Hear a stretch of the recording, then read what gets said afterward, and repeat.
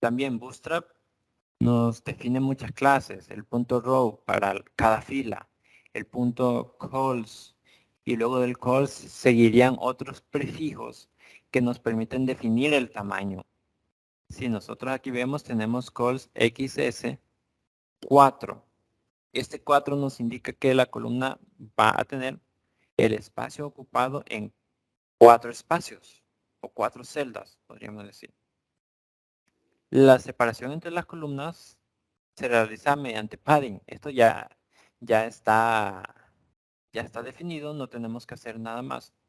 Luego, bueno, esto se hace para contrarrestar algunos efectos visuales que puedan ocurrir, de que arriba quede menos espacio, abajo quede más.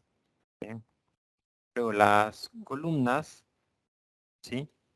Van a tener siempre un ancho de 12 columnas. Es decir, la suma de los espacios ocupados por todas las columnas va a tener que ser siempre 12. Si dividimos, por ejemplo, una fila en 3 columnas que sean iguales, nosotros podemos utilizar la clase .call-xs-4. Aquí les decía, el 4 indica que la columna ocupará 4 espacios de los 12 espacios de columna que nosotros tenemos en cada fila. Si sumamos 3 veces esto, ya nos daría 12. Aquí tenemos un ejemplo de cómo podría estar estructurado nuestro grid. Primero tenemos un div con la clase container, este sería nuestro contenedor principal. Posteriormente tendríamos un div de la clase row, que sería nuestra fila. Y dentro de ello colocaríamos todas nuestras columnas. Aquí están colocadas 2, así es que simplemente se estaría dando un tamaño de 6 a cada una para que se complete todo el espaciado. Y luego podemos ir creando cada una de las filas. Podemos hacer la analogía con las etiquetas de table, ¿sí? Es muy similar. Aquí tendríamos un ejemplo de cómo se estaría creando una rejilla. Aquí podemos visualizarlo ya. Pero ¿cómo estaríamos creándolo? Le estamos diciendo que vamos a tener un total de 4 filas. En la primera fila van a tener 2 columnas de 2 espacios, 2 unidades de ancho y una de 8. Si hacemos la suma siempre va a dar 12. Aquí tendríamos una de 8 y una de 4, siempre es 12. Aquí igual siempre es 12, siempre es 12. Y finalmente podemos ver cómo estaríamos visualizándolo. Si le pusiésemos, digamos, márgenes. Obviamente en el sitio web no se va a ver de esta manera si nosotros no se lo definimos. Simplemente es una representación visual. Bueno, antes de continuar me gustaría saber si tienen alguna pregunta con el contenido hasta el momento. ¿Alguien? ¿O todos se han quedado dormidos ya? Bueno, asumo que no, que todo va quedando claro. Vamos a tratar de agilizar un poco. Muy bien. Entonces, veamos un contenedor de anchura variable. Si queremos transformar la anchura de nuestro contenedor principal, vamos a utilizar el punto container fluid, ¿sí? Que sería lo mismo. Aquí dentro vamos a colocar todas nuestras filas, todas nuestras columnas. Ahora, aquí tendríamos un ejemplo que ya subdivide para móviles y para ordenadores. Veamos los comentarios. La primera fila que tenemos está creado para móviles. Podemos ver que se debería de visualizar verticalmente porque una de estas columnas ocupa toda la anchura del dispositivo y la otra ocuparía la mitad. Una es de 12, la otra es de 6. Bien, veamos cómo se visualiza. Si nosotros pasamos a la vista de móviles, podemos ver que sí, arriba se está visualizando para una pantalla pequeña. Esto es algo importante. Cuando nosotros vemos XS sería como pequeño para una pantalla pequeña. Cuando ya pasamos a la siguiente, sería para una pantalla mediana. Esto hace referencia a los media queries.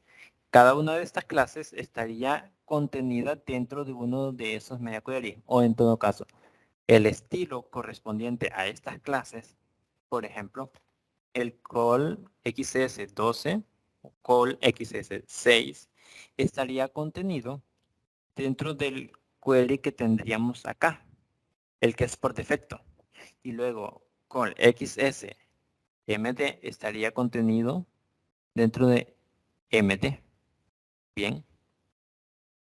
Ojalá que sí se esté visualizando, que no esté teniendo problemas con la pantalla, porque estoy intentando verlo desde mi celular también, aunque va un poco lento el visualizado.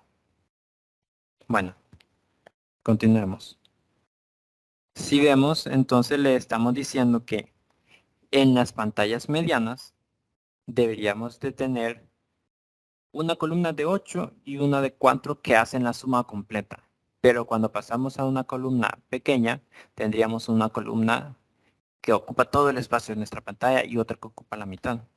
Nosotros tenemos que jugar con estos valores para que pueda representarse correctamente a la hora que estemos visualizándolo, cuando estemos haciendo las pruebas. Aquí en el segundo ejemplo le estamos diciendo que va a tener tres columnas de tamaño 6, es decir, siempre se va a saltar una. Bien, en cambio aquí para la pantalla de tamaño mediano, si nos hace la suma de 12, aquí nos suma 18, entonces se hace como un salto de línea. Aquí lo podemos ver. Sin embargo, arriba podemos ver que sí tiene la suma de 12 efectivamente. Luego tendríamos la otra, que también hace suma de 12. Bien, abajo sí. Entonces tenemos que experimentar con eso. Abajo en móviles sí estamos haciendo la suma de 12 para una columna, para una fila completa. Tenemos que ir experimentando para evitar esos saltos de líneas que nos distorsionan la manera en que se visualiza nuestro sitio. Aquí tendríamos más ejemplos. ¿Cómo se está visualizando? Aquí podemos verlo. Cómo se representa para PC y cómo se representa para una tabla. Bueno, estamos viendo una columna, una primera columna que va a tener 12 para XS, 6 para SM y 8 para MD. Y otra columna que va a tener un tamaño de 6 para XS y 4 para MD. ¿Cómo se visualiza? Aquí en PC, que sería el medium, pantalla media, si hacemos la suma de los 12. 8 y 4 si nos hacen la suma de 12. Pero si nosotros nos vamos a XS, bien, ¿cuánto nos hace la suma? Si no nos está representando solamente 12, pero ¿por qué? Porque para tablet, la clase que nosotros estaríamos utilizando es SM. XS es para celular.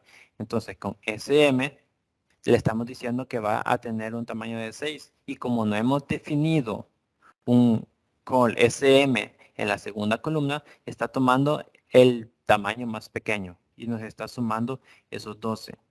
Bien, el SM de la primera columna y el XS de la segunda columna. En la tercera, ¿qué estamos viendo? Se representa solo para XS y solo para SM. Aquí lo podemos ver. Nos está tomando simplemente el espacio que está por abajo en PC. Nos está tomando solo SM y nos estaría tomando tal cual el SM correspondiente para tablet en la siguiente. ¿Y cómo se visualiza en smartphone? Aquí sí ya se ha distorsionado porque no hemos hecho el cálculo correcto. Aquí podemos ver para XS tendríamos una de 12 y una de 6. Ya no suman los 18. Entonces se hace ese salto. Para la siguiente fila tenemos que hay 3 columnas de tamaño 6 y esta nos representa 18, una suma de 18 también. Por eso se hace ese salto. Entonces, ¿cómo vamos a acomodar las columnas? Si tenemos más de 12 columnas en una sola fila, entonces las que se adicionen van a hacer el salto de línea, van a representar una nueva fila. Bien, aquí podemos ver el ejemplo. Creo que no tengo que explicárselos más porque ya estábamos viendo qué es lo que ocurría en los ejemplos anteriores. Aquí solo vamos a visualizar que en las primeras dos columnas hacen una suma ya no de 12, sino de 13. Por eso se hace ese salto de línea y nos queda este espacio vacío acá.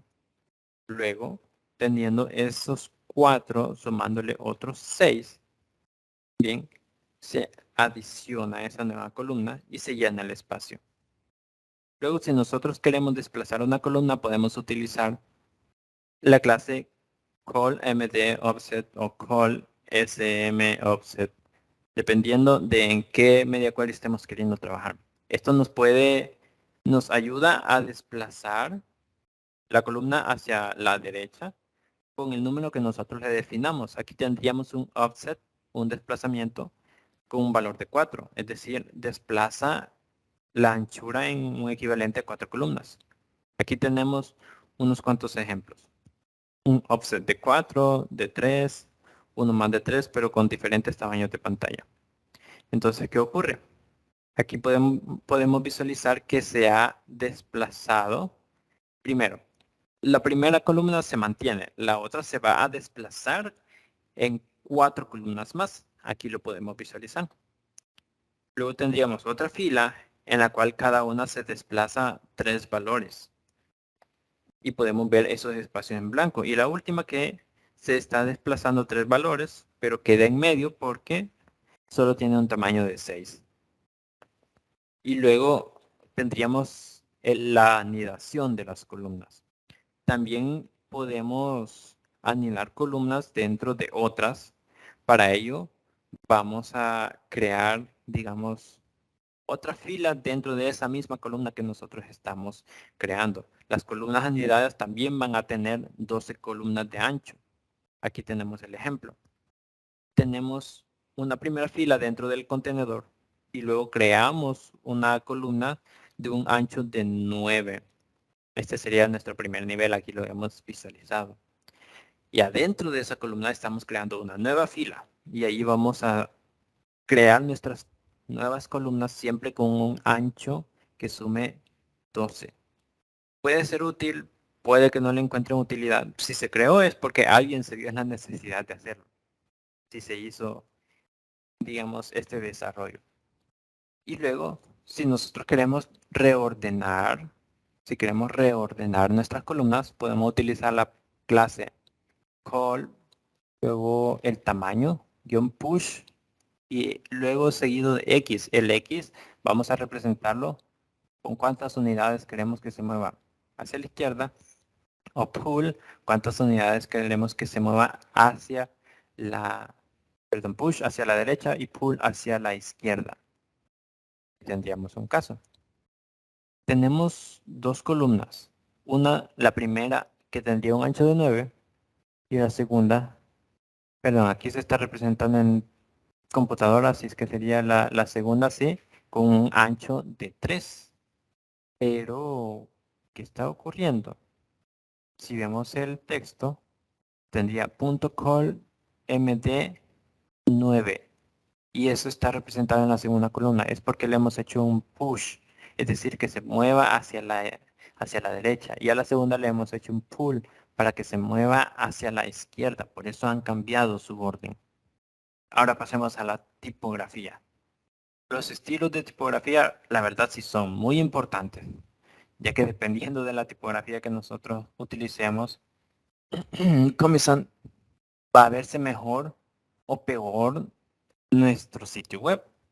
Así es que, bueno, nosotros no somos diseñadores, o si alguien está aquí que haya estudiado o que tenga algunas nociones de diseño gráfico, créame que se van a pelear por ustedes, las empresas. En nuestro caso, de la gran mayoría de los que estamos aquí, quizás no tengamos mucha creatividad, no tengamos muchas nociones del diseño gráfico, pero es muy importante que por lo menos conozcamos algunos conceptos. Vamos a tener dentro de Bootstrap muchas fuentes, muchas tipografías para poder incluirlas dentro de nuestro sitio web. Ya esta tarea de cuál se va a utilizar, sí, ya le queda al diseñador gráfico de la empresa donde estemos para que sea bonita, porque es posible que nosotros hagamos un desastre. Bien, y luego cómo estamos cambiando, por ejemplo, el tamaño de la letra, el font size. En Bootstrap, por ejemplo, es de 14 píxeles por defecto y el interlineado de 1.428. Los valores se van a aplicar a todos los elementos. En los párrafos se incluye un margen inferior con la mitad del interlineado. En su caso serían 10 píxeles por defecto. Podemos ir cambiando, por ejemplo, si queremos destacar un párrafo, vamos a utilizar la clase lead y aquí podemos ver cómo se visualizaría en el navegador. Se aumenta el tamaño, ¿sí? Para que se visualice de mejor manera. Luego tendríamos unas clases para alinear el texto sin que nosotros tengamos que ir a crear nada de CSS, solo le colocamos las clases text left, center, right o justify. Para cada uno aquí podemos ver el texto a la izquierda, el texto centrado, el texto a la derecha y texto justificado para que cubra todo el espacio en pantalla. No tenemos que crear nada más. Normalmente nosotros vamos a querer crear listas quizás sin ningún, digámoslo, sin ningún estilo. Por ejemplo, cuando queremos utilizarlas para menús, le queremos quitar todas las viñetas, todo lo que tenga, entonces podemos utilizar la clase list unstyled, es decir, una lista sin estilo para que se visualice de la manera en que nosotros queremos. Una desventaja solo se aplica a las listas principales y si anidamos listas, esos hijos no se van a ver afectadas. Entonces tenemos que aplicar esa clase a cada una de las listas anidadas. Aquí tenemos un ejemplo. Solo a la primera se le ha creado el list unstyled y luego tendríamos un hijo, una lista anidada que no aplica esa clase. Así que aquí también en este UL tendríamos que aplicarle class list unstyled.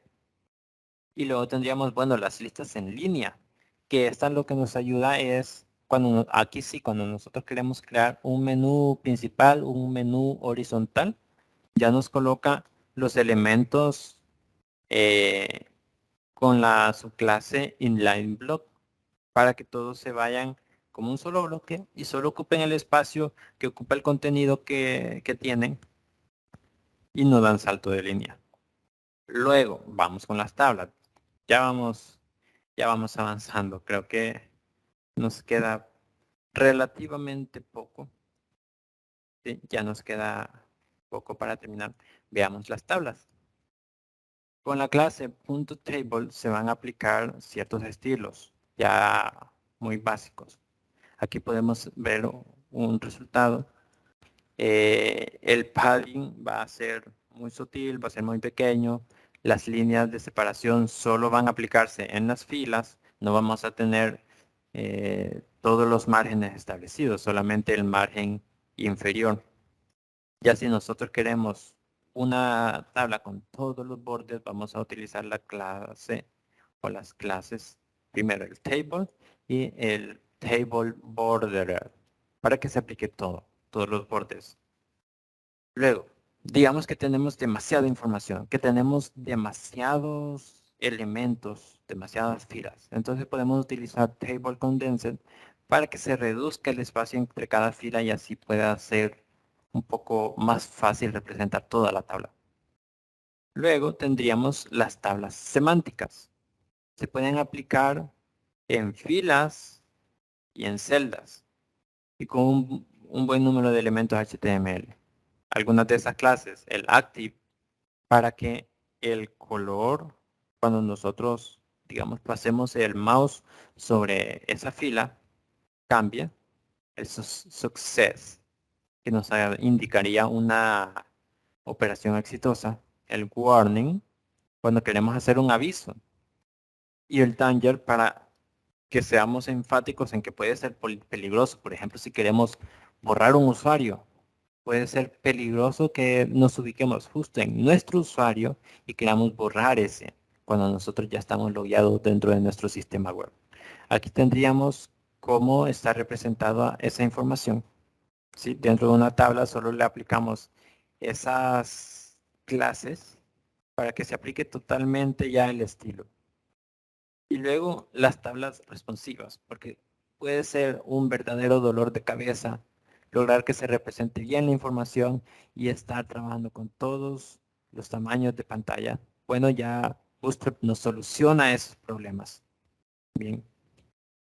En su caso, para crear las tablas responsivas, bueno, consiste primero, se añade un scroll horizontal. Cuando digamos que tenemos 20 columnas para una tabla.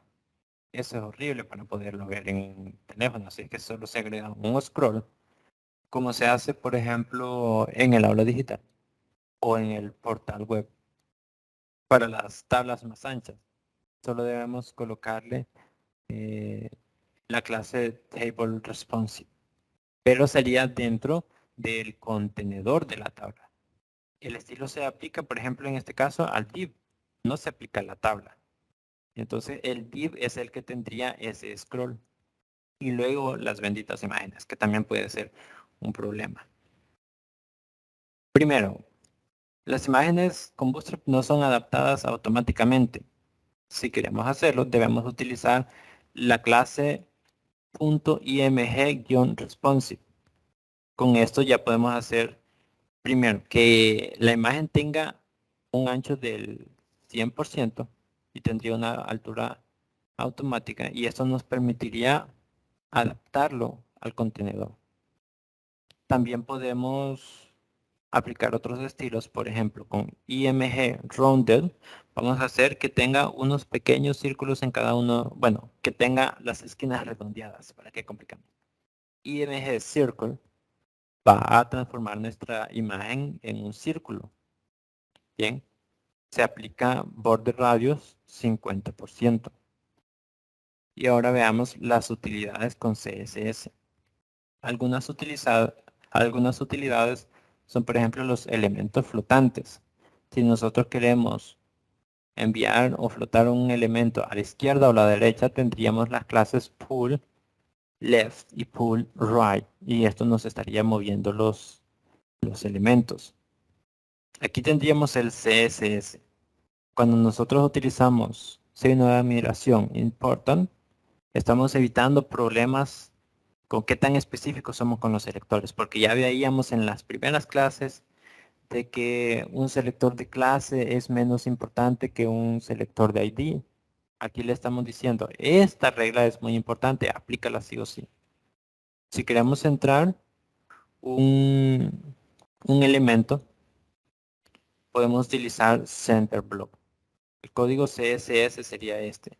Primero, el elemento se va a visualizar como un bloque, sí o sí. Luego tendríamos el margen a izquierda y a derecha en auto, para que se centre automáticamente. Si queremos limpiar los float para evitar que se superpongan, que hayan problemas de visualización, utilizamos ClearFix. Y luego tendríamos algunas clases para ocultar o mostrar elementos. Las clases solo funcionan para los elementos en bloques y las tablas. Tendríamos Visible, XS, SM, Hidden, XS, X, MD. Y podemos ver en qué elementos se puede aplicar o no. Y ahora los botones, tan bonitos los botones. Tenemos todos estos botones ya definidos. Bien, aquí tendríamos tres ejemplos. Un botón normal, simplemente estaríamos utilizando las clases BTN y luego otra clase BTN default para que se represente sin mayor adorno, simplemente un botón con el mismo color de fondo. Luego tendríamos un botón destacado, que sería este, el estilo particularmente, que sería BTN primary. Y cuando se ha realizado una acción satisfactoriamente y queremos darle feedback al usuario, podemos utilizar BTN success para, bueno, un botón de éxito o success. Otros más, un botón de información, un botón de advertencia y un botón de peligro con las clases BTN info, BTN warning y BTN danger. Y luego tendríamos los enlaces, simplemente BTN link. Si queremos cambiar los tamaños, tenemos diferentes clases también. btn long para hacer un botón más grande. El tamaño por defecto no agregamos nada. Si queremos hacerlo pequeño y extra pequeño con btn sm y xs. Simplemente tenemos que agregar esas clases y no tenemos que hacer mucho más. Si queremos crear botones de bloque, es decir, convertir el botón en un elemento que ocupe toda la anchura de su contenedor, vamos a utilizar btn block para que se agrande a todo el espacio que tenga en ancho. Si queremos etiquetas para botones, podemos utilizar, bueno, cualquiera. El A, que serían los enlaces, el bottom, que ya serían en la parte de los formularios, o el input también. Podemos aplicar esos estilos sin ningún problema. Aquí nosotros estábamos utilizando el tipo bottom. Aquí podemos utilizar, por ejemplo, un enlace y simplemente se agrega todo ese estilo. Unos botones o etiquetas de tipo input, que ya lo veíamos, tiene mucha variedad este tipo de etiquetas. Y ya luego ustedes pueden investigarse todos los demás elementos. Si es un elemento de área de texto, un text box, no sé, un elemento, un input email. Ustedes pueden investigar cuáles son las clases utilizadas para ello. Y sería todo. Sería este el contenido.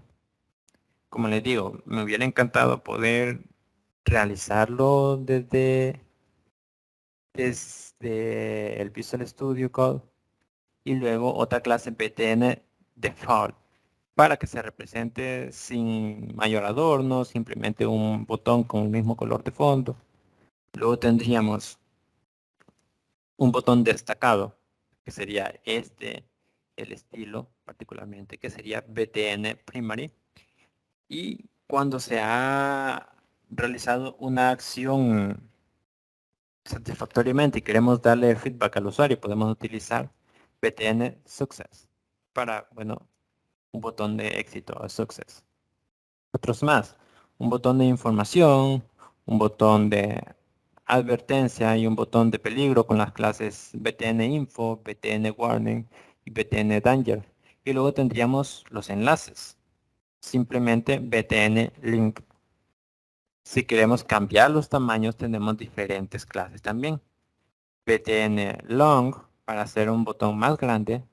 El tamaño por defecto no agregamos nada. Si queremos hacerlo pequeño y extra pequeño con btn sm y xs. Simplemente tenemos que agregar esas clases y no tenemos que hacer mucho más. Si queremos crear botones de bloque, es decir, convertir el botón en un elemento que ocupe toda la anchura de su contenedor, vamos a utilizar btn block para que se agrande a todo el espacio que tenga en ancho. Si queremos etiquetas para botones, podemos utilizar, bueno, cualquiera. El A, que serían los enlaces, el bottom, que ya serían en la parte de los formularios, o el input también. Podemos aplicar esos estilos sin ningún problema. Aquí nosotros estábamos utilizando el tipo bottom. Aquí podemos utilizar, por ejemplo, un enlace y simplemente se agrega todo ese estilo. Unos botones o etiquetas de tipo input, que ya lo veíamos, tiene mucha variedad este tipo de etiquetas. Y ya luego ustedes pueden investigarse todos los demás elementos. Si es un elemento de área de texto, un text box, no sé, un elemento, un input email. Ustedes pueden investigar cuáles son las clases utilizadas para ello. Y sería todo. Sería este el contenido. Como les digo, me hubiera encantado poder realizarlo desde el Visual Studio Code